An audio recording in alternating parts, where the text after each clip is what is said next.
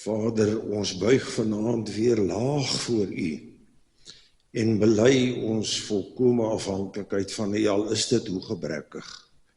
Dankie dat U deur die Gees vir ons bekragtig en begelei en toerus om U te mag dien en U woord te mag uitdra. Dat U ons as mense vertrou met hierdie blye boodskap van redding, van vrymaking. Seën ons vanaand, Here, en dankie dat ons in Jesus Christus mag opstaan teen die bose en hom mag weerstaan, dat hy geen invloed hier sal hê nie. En dankie dat ons dit alles mag vra in Jesus Christus se wonderlike naam. Amen. Baie dankie. Ons kom maar sit. Ek het eendag, kyk, die ding van hande oplig is 'n persoonlike ding. Dit hang af hoe die Gees van God jou lei en of jy die vrymoedigheid het om dit te doen. Want in die NG Kerk en by die doppers nog meer en so is ons die frozen chosen. Jy weet, ons sit en ons beweeg nie. Ek onthou in die ou dae as jy in die kerk aangekom, mag jy nie gepraat het nie. En ek wil so graag hê, ons moet voor die tyd met mekaar 'n bietjie gesels en vra hoe gaan dit en leer iemand niets ken. Maar dit vat nogal 'n bietjie tyd om vir ons verby die goed te kry. Ons gaan vanaand kyk 'n bietjie na liefde of weersinswekkend. En ons gaan lees uit Romeine 5 weer 'n keer, maar net die eerste 5 verse. Kom ons bid net saam daarvoor. Here, dankie vir hierdie woord van U, onveranderlik, onfeilbaar, waar. En dat U deur U Gees dit vir ons telkens oopbreek en verstaanbaar maak, waar ons dit nie lekker verstaan nie, maar dat U dit vir ons ook help uitvoer in ons eie lewens, sodat mense kan sien, Jesus Christus leef in my. En dat U deur my, deur ons, vir ander mense sal bereik. Help ons om vensters te wees, waardeur mense kan kyk en vir Jesus kan raak sien. En 'n spieël waarin hulle self kan raak sien en toets of hulle U wil en sal en besig is om U te dien. Praat met ons uit die woord uit, ons bid dit in Jesus Christus se wonderlike naam. Amen. Ons lees daar van vers 1 af en Paulus praat hier oor wat die gevolge van die vryspraak van Jesus wat op die kruis gehang het vir ons bring. Hy sê in vers 1, God het ons dan nou vrygespreek omdat ons glo. Daarom is daar nou vrede tussen ons en God deur ons Here Jesus Christus. Deur hom het ons in die geloof ook die vrye toegang verkry tot hierdie genade waarin ons nou vas staan. En ons verheug ons ook in die hoop op die heerlikheid wat God vir ons bestem het.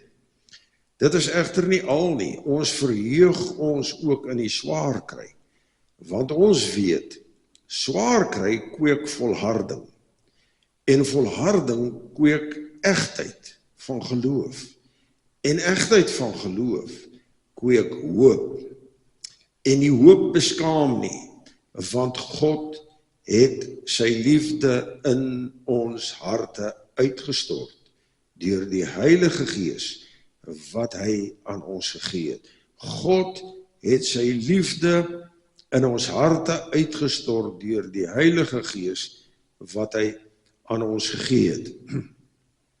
Vers 5 sê 'n aangrypende, lewensveranderende ding vir ons. Wat gebeur as God in jou lewe inkom? Daai dag as jy Jesus innooi. En kom ek sê dit aan die begin, 'n mens hoef nie noodwendig 'n datum te hê wat jy vir die Here Jesus gekies het nie. Maar jy moet weet dat jy vir hom gekies het. Dis belangrik. Is jy seker? Want jy kan seker wees. Hoekom? Want die Here sê, almal wat my aanneem, die is my kinders. En hy sê in Johannes 6 vers 37, sê, daai was Johannes 1 vers 12, sê hy, ek sal niemand wat na my toe kom wegjaag nie. En hy nooi vir jou en vir my, bring al julle goed na my toe, Matteus 11:28, en ek sal julle daaraan help dra. Moenie alleen voortstompel en sukkel nie. So, nou my vraag wat ek vanaand mee wil begin is, kan en mag ons kwaad wees vir iemand? Want onthou, die liefde van God is nou my binnekant uitgestort toe ek gekies het vir Jesus.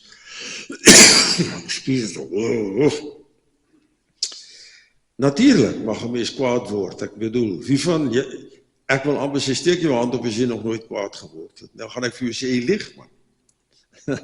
Almal van ons word so nou en dan kwaad, party net meer as ander. Die punt is net, jy mag nie onbeperk lank kwaad wees vir iemand nie. Dis wat die Bybel ons leer. Of ons liefde sal die oorhand kry in ons lewens, ons liefde van God, wat hy vir ons het, en wat dan in ons 'n liefde vir ons medemens opwek, ongeag wie hulle is. En onthou hierdie liefde, is daai liefde wat oor alles kyk, en verby alles kyk, en wat op die ou end na die mens toe, agter al die slegte, negatiewe goed, of goeie goed, na die mens agter dit uitreik. Dit is die liefde van God. So ons liefde sal of die oorhand kry, of ons woede sal verhard tot verbittering. So ja, jy mag kwaad word, maar daar moet 'n tydperk wees wat jy dit dan uit die weg ruim, deur te gaan praat met die persoon of persone, of deur jy self te gaan regmaak met wat jy verkeerd gedoen het. Maar as jy dit vashou en dit koester, en hom so elke nou en dan uithaal daai klip, en hom so boun en blink poets, en lekker kry as jy dink aan hoe haat jy daai ou. Dis nou, ek dink nou altyd aan Julius Malema as ek die ding het, want hy haat wit mense. Hy is 'n super rassist, maar hy sê, swart mense kan nie rassiste wees nie. Wow, het lyk my hy het 'n bril nodig. Of ek soek, eintlik gewoonlik soek ek sy gidshond. hy sien nie raak wat aangaan in die wêreld. So, oppas daarvoor. Ons loop ons dwars deur die Nuwe Testament, vas teen waarskuwings oor verbitterdheid. Toe Simon die towenaar daar in Handelinge 8, om nou maar 'n voorbeeld te gebruik oor hoe het Petrus hulle opgetree.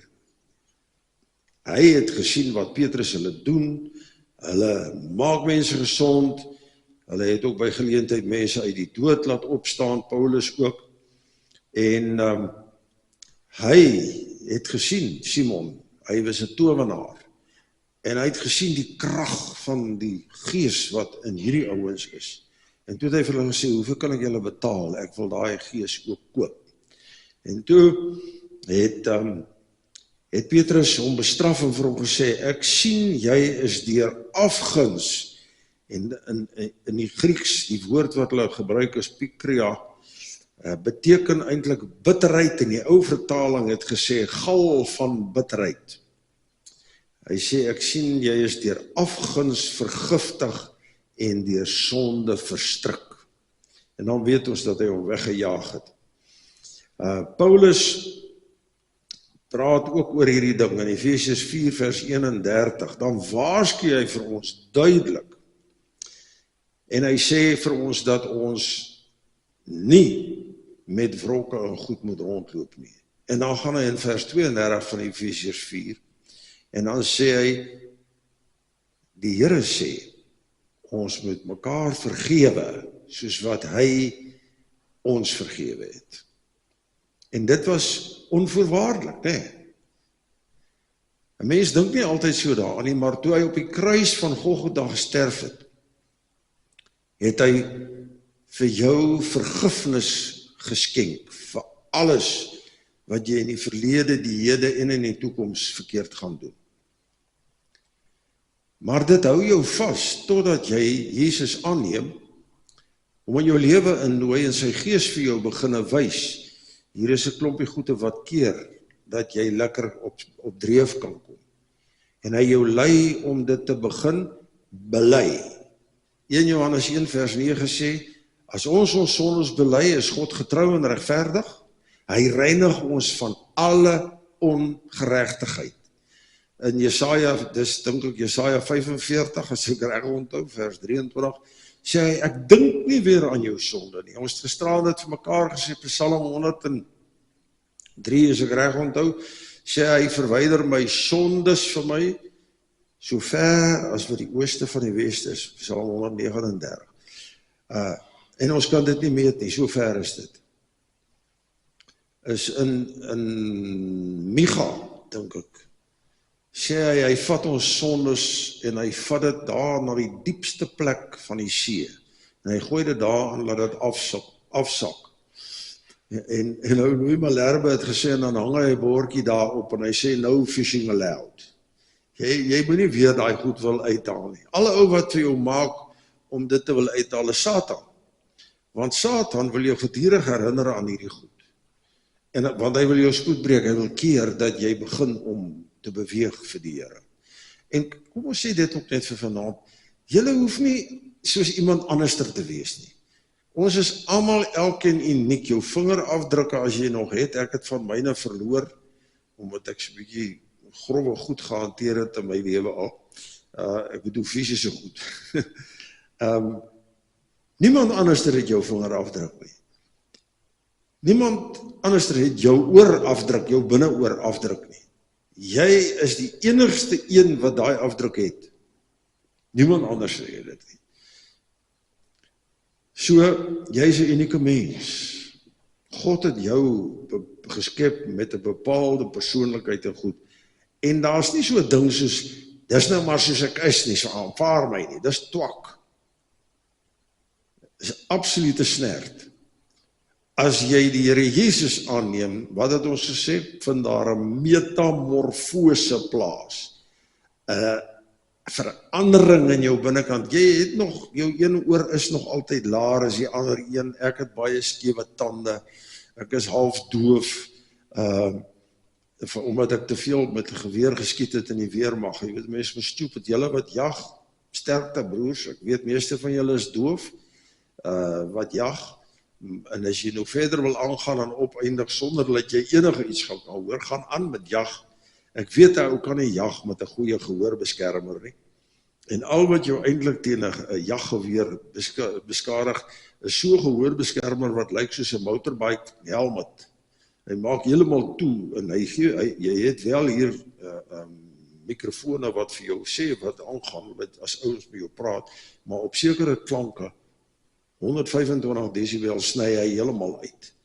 En voor dit van 80 decibel af begin jy permanente skade in jou oor kry. Nou, ek moet nou nie oor ore praat nie, okay. Ons los dit daar. Maar moenie soos iemand anderster wil wees nie, wees jouself. Die Here gaan jou gebruik, die Gees van God gaan jou gebruik. So, Paulus kom hier en hy leer vir ons dat ons moet optree soos Jesus, vergewe soos wat hy vergewe. Kolossense 3 vers 19 waarsku hy mans daarteen om verbitter te raak teenoor hulle vrouens. Maar dit beteken nie vrouens raak nie ook verbitter teenoor hulle mans nie, so ons sê dit maar vir die manne ook, want Paulus het meeste van die tyd met mans gepraat, want hy verstaan nie vrouens nie, weet. Ek het mos al vir julle gesê, is net een ding wat moeiliker is om te verstaan as 'n vrou, en is 2 vrouens. En mans, moenie probeer eers om hulle te verstaan nie. Die Here het vir jou net een opdrag gegee, jy moet haar lief hê. Hy sê nooit vir vrouens jy moet hom lief hê nie, hulle word ingebore, dit word in hulle gebore, hulle het hulle mans lief. Behalwe as hy nou 'n vreeslike vark is, dan sal dit nou bietjie moeiliker raak, nee. Okay. Nou, in Hebreërs 12 vers 15 waarsku hy ook die skrywer van Hebreërs baie ernstig teen hierdie ding van verbitterdheid. Okay. Die antwoord lê in agape liefde. Dis daai een wat ek net nog gesê het, wat oor alles beweeg. En die sondige woede kan daai twee, agape liefde en sondige woede kan nie in dieselfde hart saamleef nie. So jy moet iets doen met hierdie ding, as jy Jesus aangeneem het en hierdie ding vang jou vas, dan moet jy dit bely, sodat dit die vergifnis wat daarvoor aan die kruis vir jou bewerk is, in werking kan stel en jy vry kan kom. En dan kan jy aangaan met jou lewe. Ek het baie mense in my lewe begrawe. In die laaste gemeente wat ek aan Rodepoort was, 30 'n jaar, ek het daai 3 aftreeore gehad, 530 seniors, en ek het baie van hulle begrawe. En weet jy, ek begrawe eendag 'n oom, en sy 2 seuns wat die kus voordraas, groot manne, boere, hulle praat vir 5 jaar met mekaar, hulle is kwaad oor iets in die testament van sy pa. Nou is die pa dood, ons het hom begrawe, en toe ons nou klaar staan, hulle albei 'n paar dae huil by die graf. Maar ou mense is interessante goed, hulle vertel jou altyd hierdie scary stories tussen. En een van hulle het vir my gesê, daai 2 manne praat nog vir 5 jaar nie met mekaar nie. En sê my toe waaroor. En ek gaan toe na elkeen van hulle, ek vat hulle, ek druk hulle. Nou, dis vir mans 'n moeilike ding as jy hom druk, en ek sê vir hom hoe ek voel oor wat gebeur het, en vir die ander ene gaan doen ek dieselfde, en ek sê vir hulle, as ons nou daar by die brood en die koffie is, dan wil ek bietjie met julle 2 praat.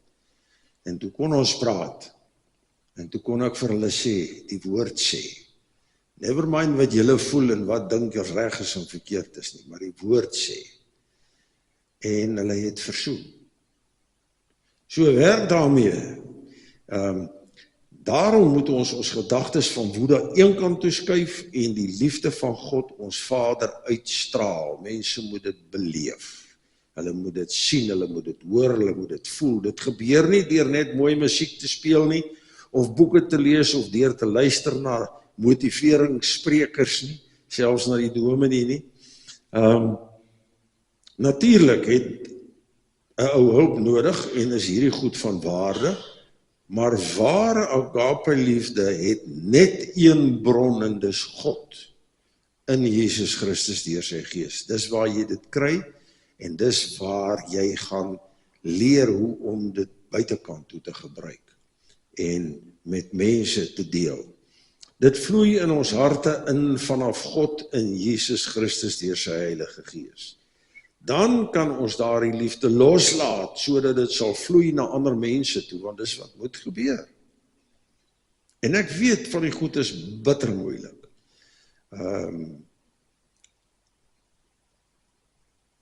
Daar's nie 'n mens, dink ek, wat nie iewers langs die pad 'n baie slegte ervaring met iets gehad het nie. En met wat partykeer nou nog met dit roei nie. So werk daarmee, boet, sussie, maar maak werk daarvan. Ek sluit af.